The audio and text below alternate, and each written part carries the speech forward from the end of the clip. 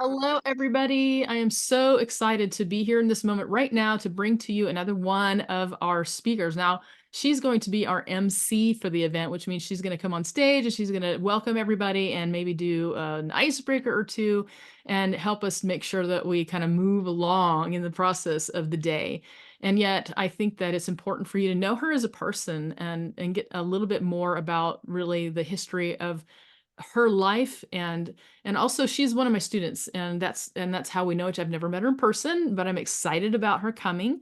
And one of the things that I know, like, she's not where she was when I started in a wide variety of ways, but originally when we met, you were on staff at a church. And so can you tell a little bit about that? Because one of the things we're focusing on is women who have been in ministry and have struggled in some way, shape, or form.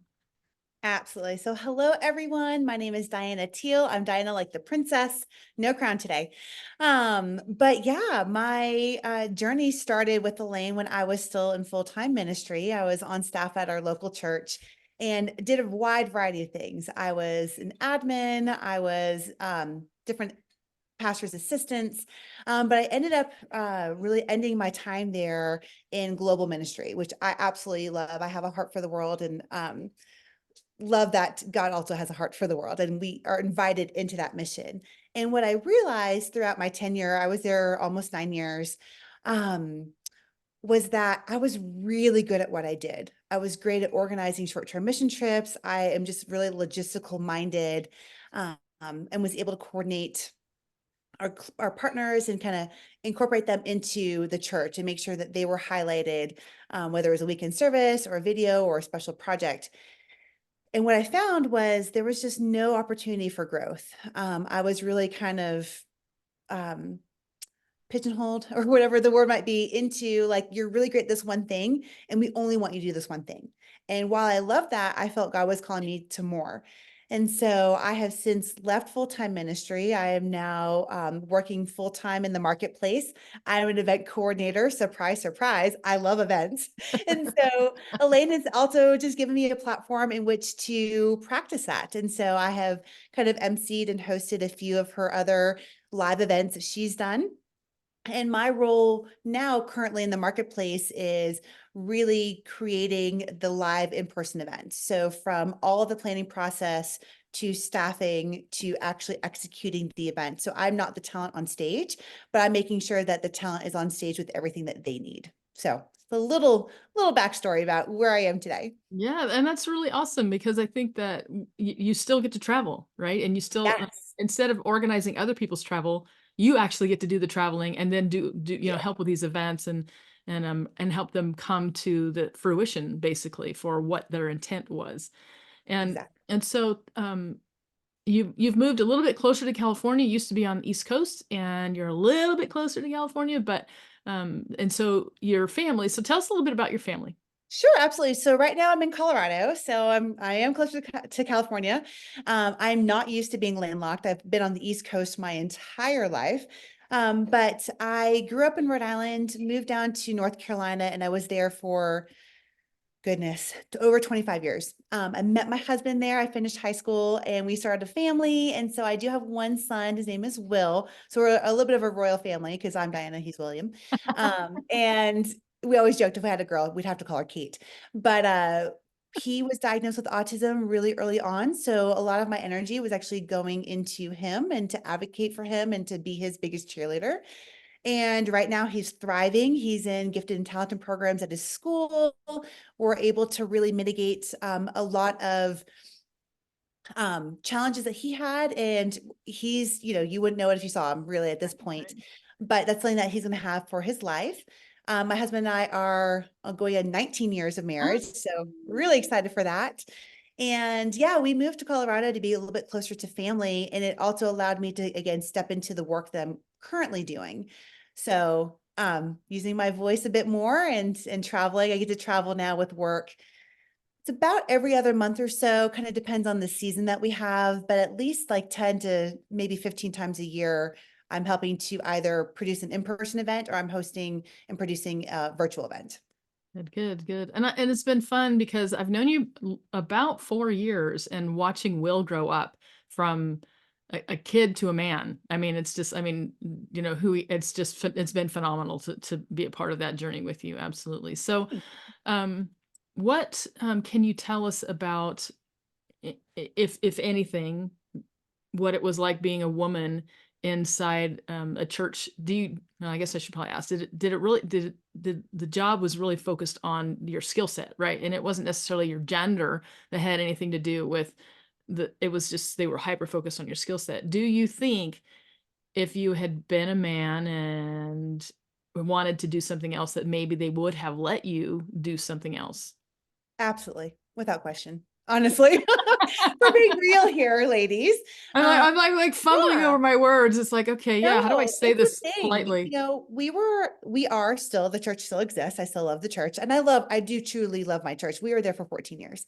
But there was a bit of that whole good old boy mentality. The pastors were male. We do have women in leadership, but they didn't have the pastor title. They would have like a director, executive director, but they wouldn't have pastor to their name. And there was a lot of women on staff, and we were really seen more as a support role, which, yeah, absolutely, I get it. But I never felt developed as a leader. I didn't feel like they wanted me to develop because, again, I was so good at what I did, and it was such a needed role.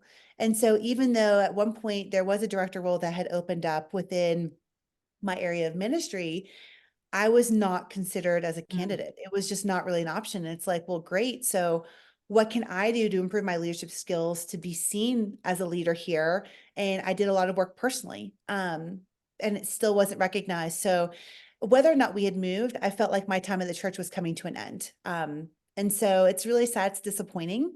And I do see and hear of women who are in full-time ministry, and that's the reality. It's across the board in every denomination. Right. And I think it's interesting that you say that, because there's been times and personal stories I've heard where women have been, they say, used and then cast aside. Like there's the thing that they can do and there's a program happening and they put them in there because they're really good at that, and then they decide to go in a different way, and the person's just set aside. They're not developed, like you said, into a bigger role or a newer role or given more skills or you know, trained in leadership in any way. They're just used for what talent they have in the moment. And that breaks my heart. And even so, for parishioners, when we talk about discipleship, do we look at them and actually grow them for their call or just for what the church needs?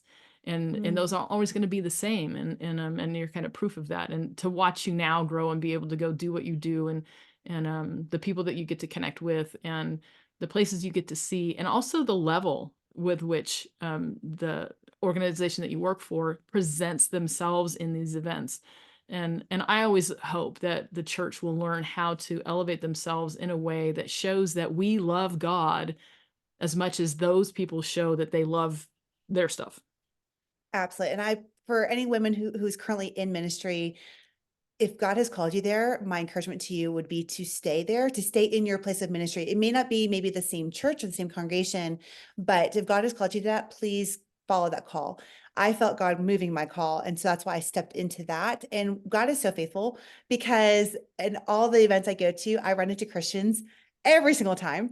A lot of my coworkers all happen to be former ministry, not all, but there's several of us that are all former ministry, all have full-time ministry backgrounds, and we're together.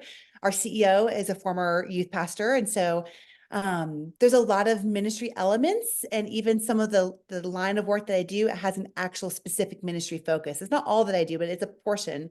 And so I get to still be myself. I get to still live my faith. And then I still have opportunities, even with my coworkers who are not believers, to really share Jesus with them. And so I feel like I'm still doing ministry, even though I'm not doing ministry. Right. And that's why when you said, yeah, I'm no longer doing ministry, I thought, I don't think that's really true. I don't get paid to do full-time ministry, Right. but Right. right, I do absolutely feel like I'm still doing ministry. Yes. Right. A lot of the people that I've worked with over the past several years have been marketplace ministers who are doing a business or entrepreneurialism or even have brick and mortar, and they see it as a ministry, like that their life is ministry. And I think that that is such an important thing. One of the one of the other speakers that I interviewed, she was talking about being the light of the world and how Jesus calls us the light. Like he says, you are the light of the world. That's who you are. It's not you're going to become and someday and maybe, and if you work hard or you say the right verse or it's like you are. So as we go out into the marketplace, we get to be that.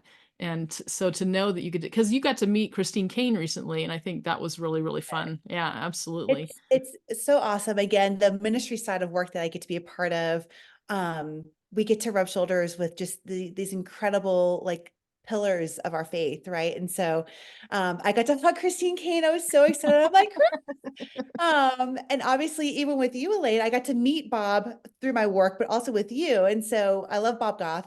And so yeah, it's really fun. Like it's like, okay, God, who else are you gonna bring next? Like I'm in this new stage because the business we do is more entrepreneurial, where there's just more opportunities to be a part of really these life-changing events. So I love being a part of events, especially if there's like a mission and a purpose behind them.